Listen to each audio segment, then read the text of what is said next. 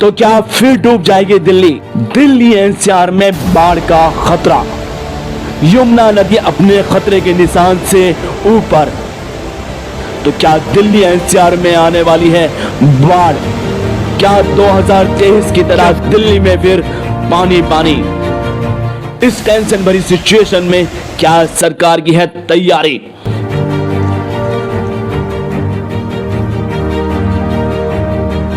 पहाड़ों पर लगातार हो रही बारिश से यमुना का जलस्तर बढ़ गया। इसके चलते हरियाणा के यमुनानगर में मौजूद हथनीकुंड बैराज से सभी 18 गेट खोल दिए गए। नदी खतरे के निशान से ऊपर बह रही है और दिल्ली एनसीआर में बाढ़ का खतरा मंडरा रहा है। वहीं मौसम विभाग ने हरियाणा और पंजाब के कई इलाकों में हफ्ते भर में भारी बारिश की चेतावनी दी है। इससे संकट गहराने के आसार हैं। यमुना नदी सोमवार को दोपहर के बाद अपने खतरे का निशान पार कर गई। नदी के बाढ़ क्षेत्र में अब किसी को रुकने की इजाजत नहीं है। हरियाणा के हथनीकुंड बैराज से सारे गेट खोल दिए गए।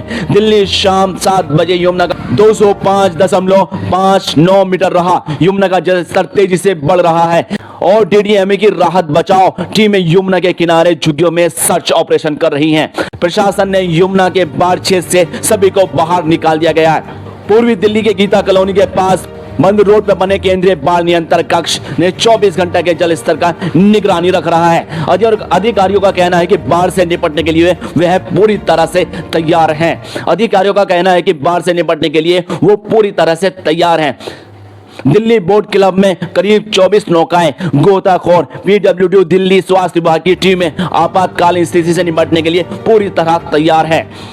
हथनीकुंड बैराज से रविवार को 1,79,000 क्यूसेक पानी छोड़ा गया। वहीं सोमवार को फिर दोपहर करीब 1,80,000 क्यूसेक पानी छोड़ा गया। रविवार को छोड़ा गया पानी रात में पहुंचा, जबकि सोमवार को छोड़ा गया पानी मंगलवार तक की शाम तक पहुंचेगा। इसके बाद आशंका है कि दिल्ली का जलस्तर 206 मीटर के पार चला जाएगा।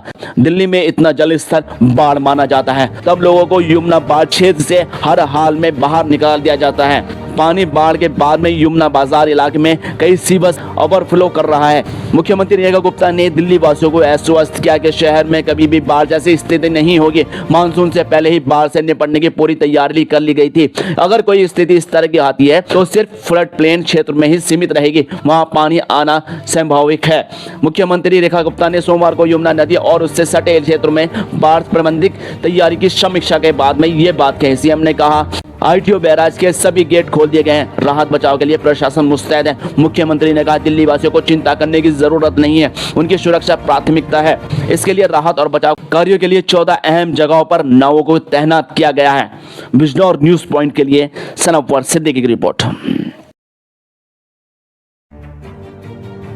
सूचित किया जाता है, यमुना का जलस्तर तेजी से बढ़ने पर अपना व अपने बच्चों का व मवेशियों का ख्याल रखें और यमुना से दूर रहें और सुरक्षित स्थान पर चले जाएं।